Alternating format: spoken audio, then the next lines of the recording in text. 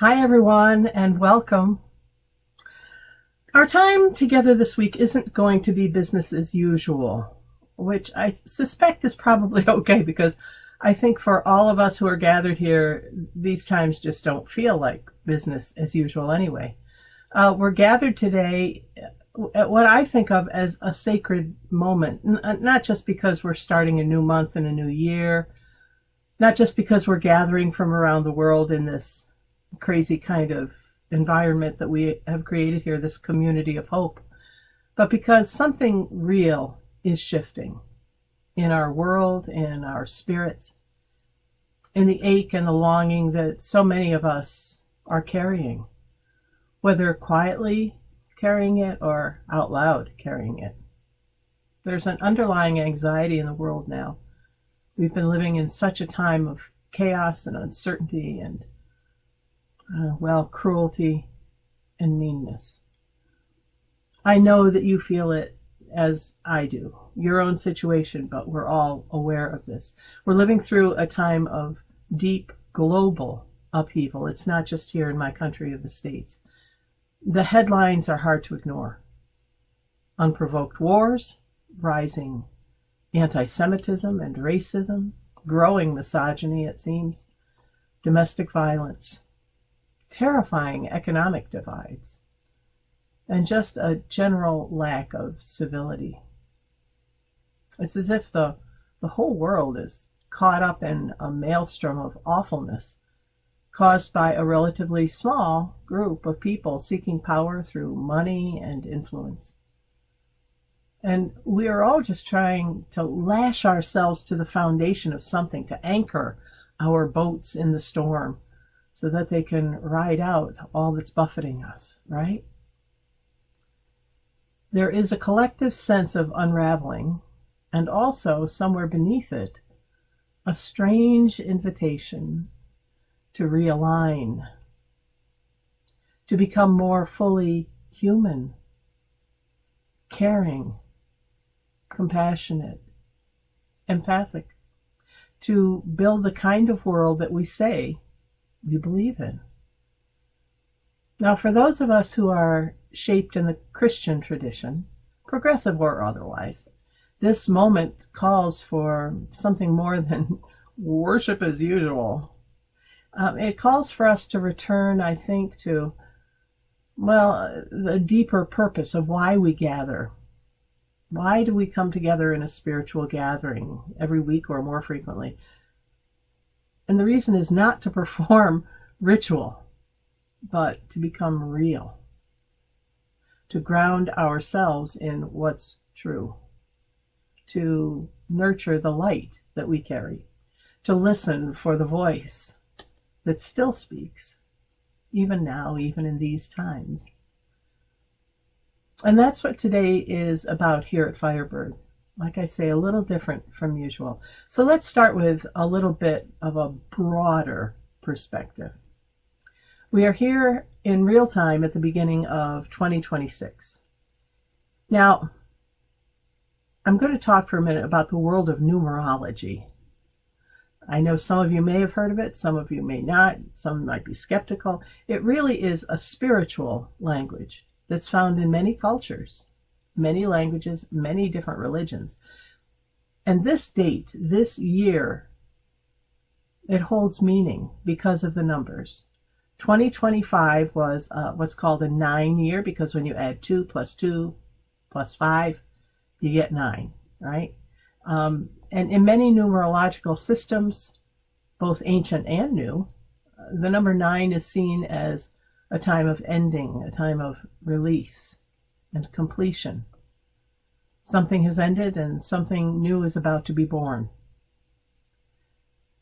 And to bear that out, 2026 is a 1 year, because those digits add up to 10 and 1 plus 0 equals 1. So it's considered a 1 year. And 1 is the number of new beginnings, initiation, first light.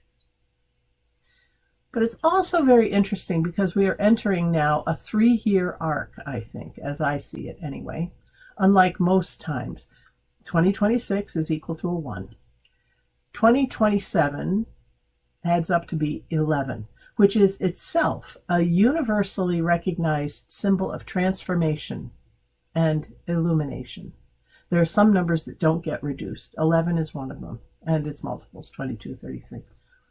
So it in itself, so we've got this year that's birthing new beginnings. We've got next year, 2027, and 11, which is a symbol of transformation and illumination.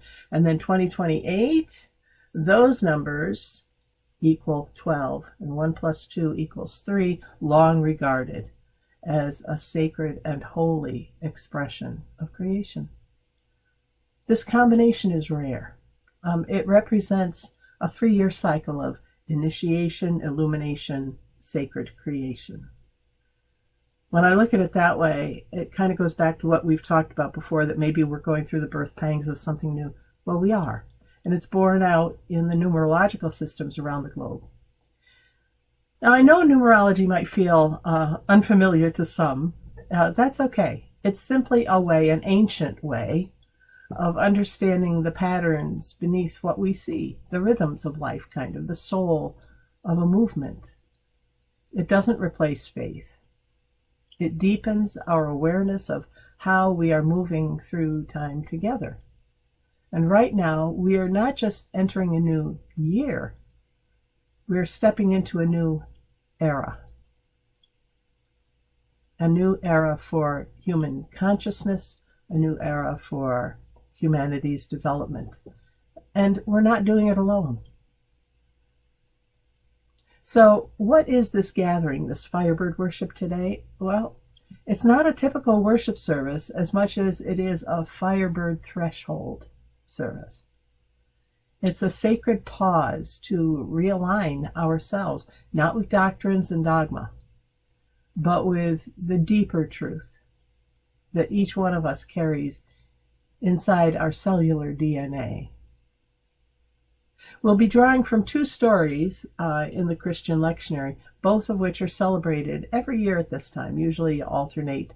One is the star that guided the Magi, because they arrived on January 6th, according to the church year. And the second is the baptism of Jesus, which began his adult ministry. These 2 stories together form a bridge. The star, a symbol of cosmic invitation and divine alignment, because they were following the star, and the baptism, a moment not of cleansing, but of activation, a voice naming him, and by extension naming us as God's beloved, who are claimed and called. These 2 stories together map out for us how the Spirit calls us between the heavens and the waters, between awakening and action, between call and activation. Because when the world is drowning in the midst of a storm, each one of us needs to be anchored in the marina or the harbor or the port where we live. And for those of us who follow Jesus, the anchor is Christ. This is a time for us to become the Christed ones, the ones who are embodying the Christ Spirit. So, welcome to this space today, where we don't just reflect on the light, we anchor in it. We name it and we become it. Welcome to this Firebird gathering. You'll notice that the order of worship is just slightly changed. Instead of having one message, there will be 3 mini messages, and 2 of those will have accompanying scripture. Okay? And to help us center ourselves in this time and space where we are right now, where you are, wherever or whenever you are joining us, I invite us each to pause for a moment and reflect on this challenge. I want you to name 2 or 3 world events of the last year that have upset you. And then for each, name how you would like the world to have reacted in those instances. In other words, what should the world look like to you? Ready? pause. I'd like to suggest that for us this year, in light of the huge transformation that we are witnessing in humanity around the world, people being activated where they never were involved before, and people responding to governments either favorably or unfavorably, taking ownership and having personal agency in their living conditions, but also in their own spirituality and how they choose to live. That in light of all that, we hear the familiar story of the Magi while focusing on three different things. That this story represents a calling, the first shimmer, the inner compass that the wise ones followed, and that we are asked to follow as well. So the calling, their awakening desire, the longing to follow and travel into uncharted territory for them, and that there was some sort of cosmic invitation they were answering from the star. Listen now to Matthew chapter 2, verses 1 and 2 and 9 through 11. Again, I'm using a composite version. You can read more about that at the end, in our end credits.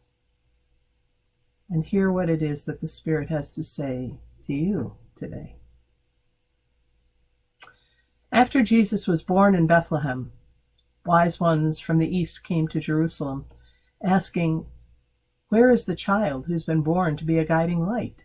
For we saw his star at its rising, and we have come to honor him." The star they had seen went ahead of them until it stopped over the place where the child was. When they saw it, their hearts leapt with joy.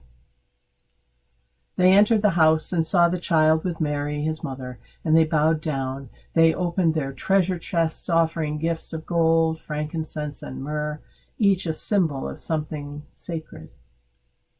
And then, having been warned in a dream, they returned home by another road. Friends, this is not just a story about ancient astrologers or astronomers following a strange light. This is our story as well. This story doesn't begin in a temple. It doesn't begin with a chosen prophet or a priest. It begins with travelers, stargazers, foreigners, outsiders. They weren't Jewish, probably Zoroastrian, not Jewish. The kind of people who weren't supposed to know anything about the holy, and yet they knew. They saw a star, a new alignment, constellational alignment in the sky, and something inside them stirred. Something ancient, something aching. They didn't understand it fully, but they followed it anyway. Because calling, it doesn't always come with clarity.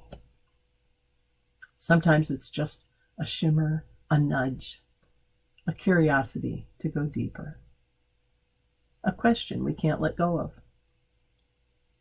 a whisper of something else that won't leave us alone, like a song we can't get out of our mind. And this is what makes the star so powerful for us today. It does not shine on command. It doesn't explain itself. It simply appears and invites us to notice what's moving in us, maybe an awakening desire. The Magi arrived, not with credentials, but with gifts. They didn't bring answers. They brought offerings.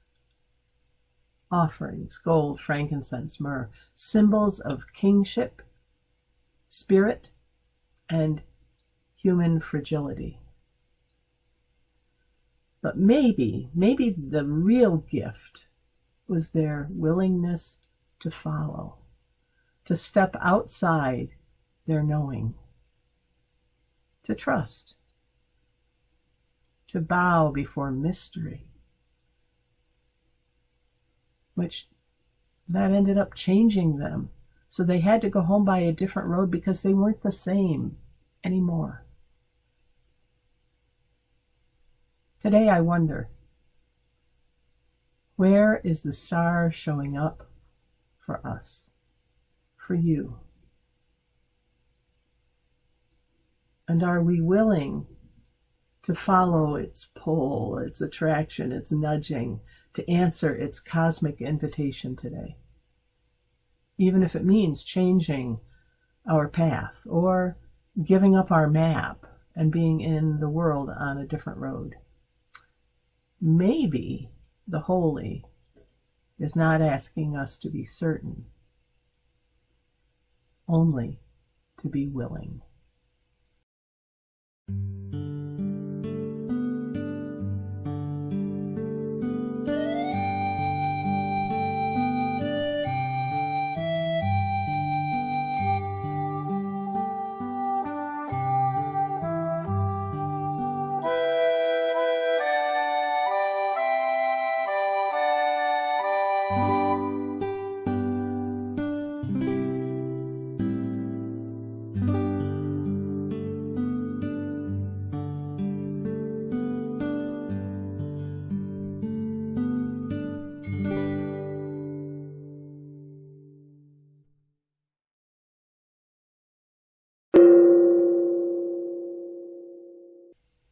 Just as we looked at the star differently, maybe we should be looking at Jesus' baptism differently too. What do you think?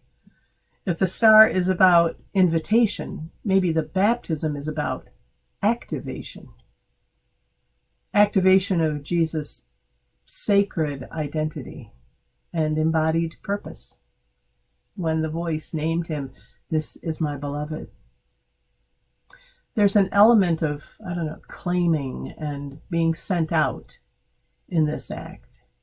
And it's true not only for Jesus, but it's true for us as well. It's like this is a two-part commissioning in some ways, being called and then being sent out. Baptism is the earthly embodiment of the star's cosmic invitation. So let's continue our reading in Matthew. Listen now to his account of Jesus' baptism, and it comes to us from chapter 3, verses 13 through 17. And again, this is a condensed and composite reading that you can read about in the credits.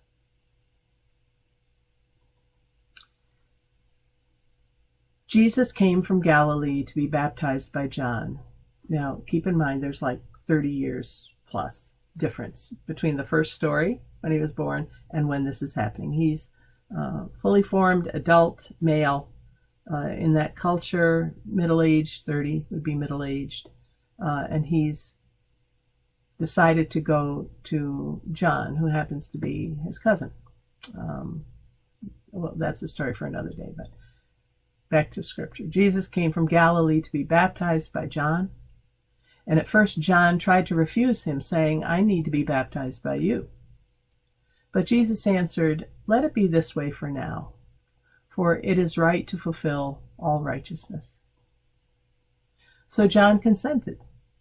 And as Jesus emerged from the waters, the heavens opened, and the Spirit of God descended like a dove, alighting upon him. And a voice came from the heavens, "This is my beloved, my joy, my delight." Jesus didn't need to be purified. He wasn't trying to prove anything. He went into the waters not to be cleansed, but to be activated.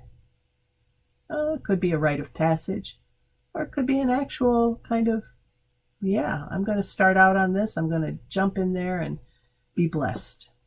And when he rose up, dripping with the currents of the Jordan, he heard what we are all still longing to hear, I think. "This is my beloved, my joy, my delight." This wasn't just Jesus's moment. This was a template, a reminder that we too are invited into the deep, not to erase who we were, but to awaken who we are.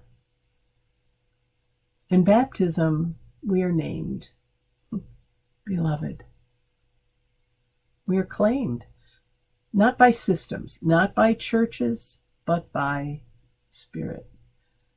We are all called into a life that matters, where we're anchored in the Spirit. So what if this moment right now is your Jordan River or mine?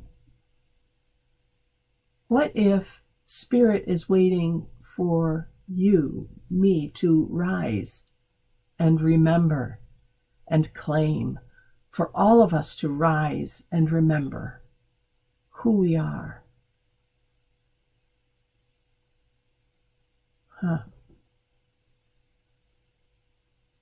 Let's rest for a minute and think about these two mini messages while we listen to We Still Look Up.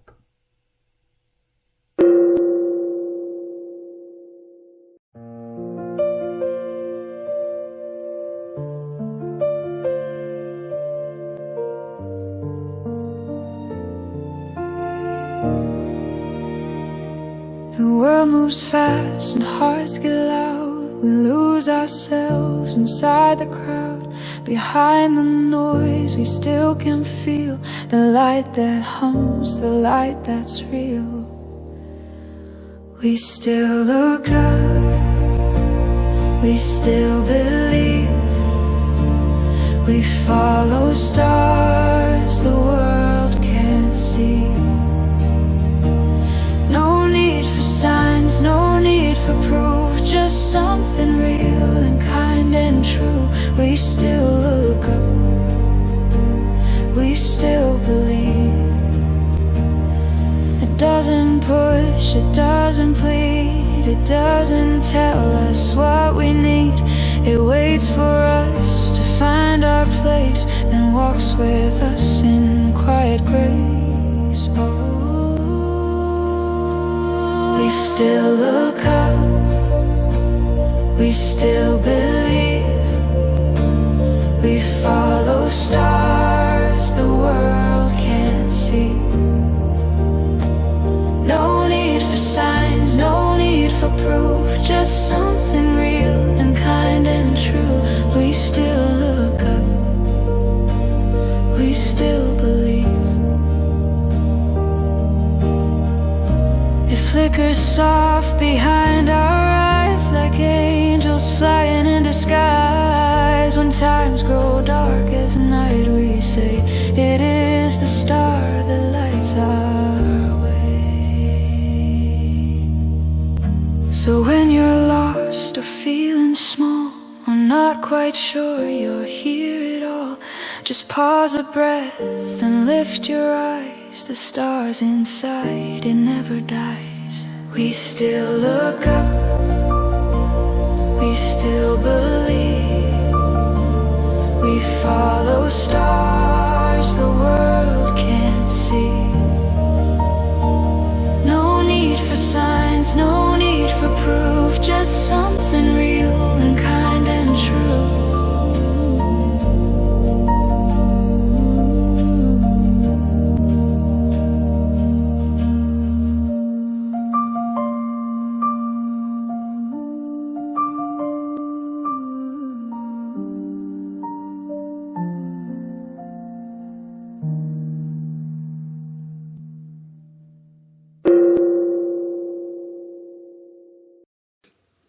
You know, we who are part of the Firebird movement, our community of hope, live all around the world. And yet we come together believing some of the same things and longing to live in the same light. Please join me here in Arizona by reading aloud, wherever you are, as we claim our communal affirmation.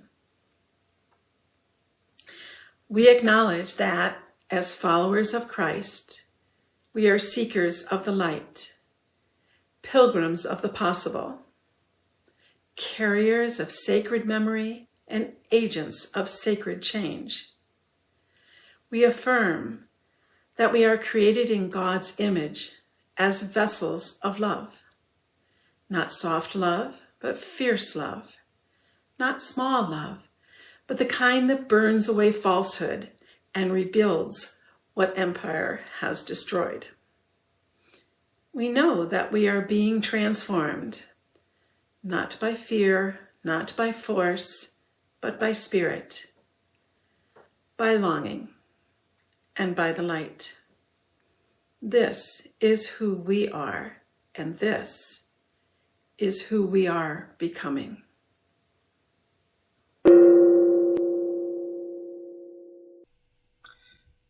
You know, when you think about it, the old world is cracking. Just like the picture that we had during the pause at the beginning of worship today, beginning of our gathering. We can feel the cracking, the separations in our bones. It's in our news feeds. It's in the way our hearts beat faster when truth is spoken out loud. We are no longer just looking for comfort, I don't think. Well, some are, but most of us are not. We're searching for coherence, some way to have it all make sense. And that's what this moment is really about. This moment in history. This moment in our gathering today. The future human, as I'm calling it, is not some sci-fi dream. Throughout human history, we've had those moments when there's been sort of a quantum leap in humanity, in our consciousness raising. That's, you can see some of it in the Bible. Some of it predates the Bible, but you can see some of it in the Bible when it starts out with one means of relating to God, walking among us in the Garden of Eden, and then we become separated. And then there was another giant leap when God began sending prophets, and then another giant leap when God sent Jesus, and so on. So it's not unusual. But the future human now is us. You and me. Every time we choose resonance and meaning over just doing things mindlessly, that's a good thing. Every time we choose courage over conformity, that's a good thing. Alignment over applause. This year, I feel it, and it has come to me in my prayerful meditations. This year is when we are going to find changes coming at us about everything. We are all moored in different ports, different harbors. Christian, Buddhist, mystic, Muslim, none at all. And yet we're all facing the same rising tides. We just have to stop arguing about, which boat is best, which harbor is best, which port is the safest. And we have to start building bridges between them.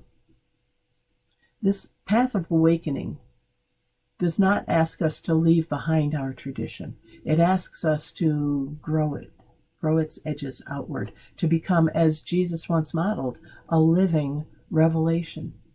You don't have to believe in numerology to feel the shift. You just have to breathe, be mindful and present, listen to the world around us, because the voice that once echoed from the heavens, it still speaks. It just speaks to us in different ways. It might speak to us through a friend or through a telephone call. It might speak to us through AI. It might speak to us through something that we have always seen, but now we interpret differently. But it still names us as beloved. It still calls us forward into becoming. It still activates us to do something and not be passive. And our anchor continues to be our faith. We just can't afford to ever let it be something that restricts us and keeps us from reaching out and exploring new paths to the Spirit. So, with that in mind, let's move into our prayer time. Ready?